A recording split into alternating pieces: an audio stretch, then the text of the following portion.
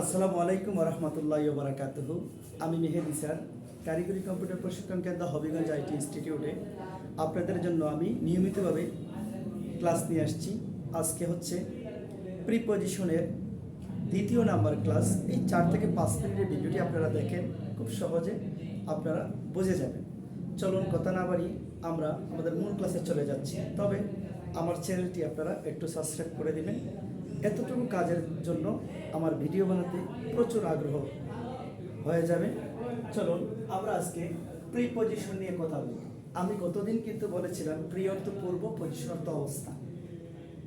মোট কথা হচ্ছে কি, প্রিপজিশন অর্থ হচ্ছে পূর্বের অবস্থান। পূর্বের অবস্থান কার? নাউন বা প্রোনাউনের পূর্বে আমরা কিছু ওয়ার্ড বসাবো। এই সেন্টেন্সের অন্য একটি ওয়ার্ডের সাথে সম্পর্ক স্থাপন করে দিই। এটার নাম হচ্ছে কি, প্রিপজিশন। প্রিপজিশন হতে পারে ইন, অ্যাট, মানে টু, উইথ, থ্রো, অ্যালং ইত্যাদি। তো আমরা এদিকে যাবো না। আজকে আমরা প্রিপজিশন এট এর ব্যবহার শিখবো। কার ব্যবহার শিখবো? এট এর ব্যবহার শিখবো। প্রিপজিশনে কার ব্যবহার শিখবো? এট এর ব্যবহার। তো প্রিপজিশনটা আসলে একটা ইংরেজি বাক্যের একটা অলংকার। আমি গত ক্লাসে বলেছিলাম, যেমন বিভক্তি ছাড়া যেমন বাংলা বাক্যের অর্থ সম্পূর্ণ প্রকাশ করে না বা অর্থহীন হয়ে যায়, তদ্রূপ প্রিপজিশন ছাড়াও কিন্তু ইংরেজি সেন্টেন্সের মানে সৌন্দর্য নষ্ট হয়ে যায়। চলুন কথা না বাড়ি আমরা এটার ব্যবহারটা নিয়ে আলোচনা করি। এখানে দেখুন, ছোট্ট শহরের আগে অ্যাট বসে। ছোট্ট শহরের আগে কি বসে? অ্যাট বসে। ছোট্ট শহরের আগে কি বসে? অ্যাট বসে। দেখেন, he lives at Comilla.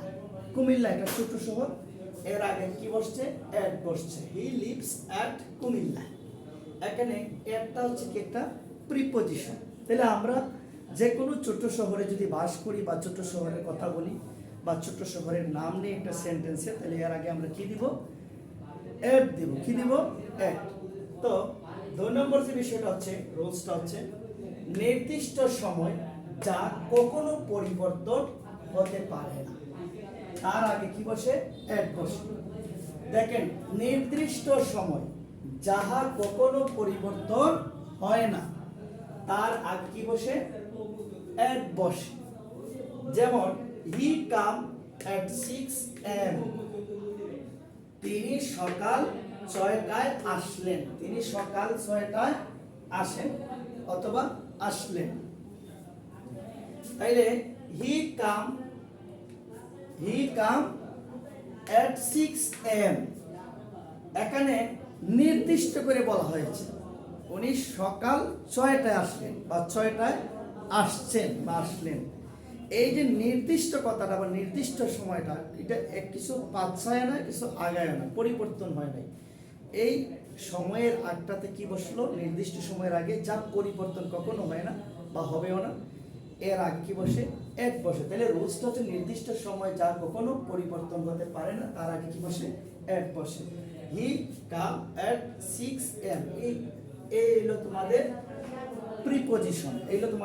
Preposition. যেমন রাতের আগে অ্যাট বসে। রাতের আগে কি বসে? অ্যাট বসে। We slip at night. আমরা রাতে ঘুমাই। এই যে রাতে, আমরা রাতে ঘুমাই, রাত ঘুমাই কথাটা সৌন্দর্য হয় না, অর্থহীন একটা বাংলা বাক্য হয়ে যায়। আর রাতে ঘুমাইলে মানে খুব সুন্দর হয়ে যায়। এই যে রাত, এটাই হচ্ছে একটা বিভক্তি। আর এই বিভক্তিটাই কিন্তু একটা সৌন্দর্য হয় একটা সেন্টেন্স বা একটা বাংলা বাক্যের অলংকার। আর এটা আমরা ইংলিশে রূপান্তর করে হয় প্রিপজিশন। আর প্রিপজিশনটাই হচ্ছে একটা ওয়ার্ডের পূর্বে বসে, আর বাংলা বিভক্তি হচ্ছে ওয়ার্ডের পরে বসে, তে ও অন্তুস্ত এরকম।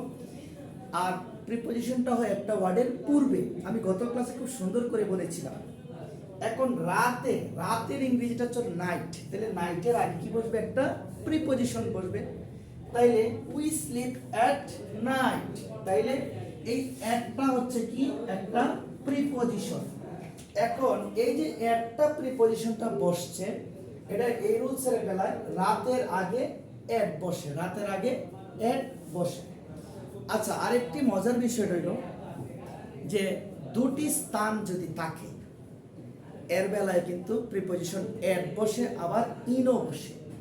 তাহলে এই যে দুটি স্থান থাকলে মানে আমরা কি বলি, এর আগে কিন্তু প্রিপজিশন বসে।